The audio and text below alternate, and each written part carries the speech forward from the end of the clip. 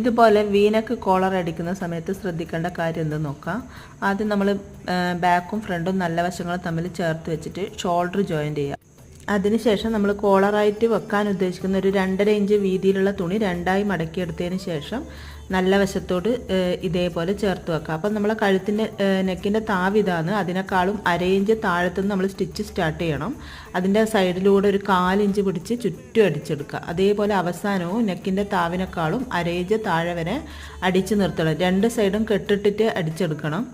പിന്നെ അത് അടിച്ചു കഴിഞ്ഞാൽ നമ്മളിപ്പോൾ താഴോട്ടേക്ക് അടിച്ച ആ റേഞ്ചിലേക്ക് ഇതേപോലെ ആ സ്റ്റിച്ചിൻ്റെ അടുത്ത് വരെ കട്ടിട്ട് കൊടുക്കുക.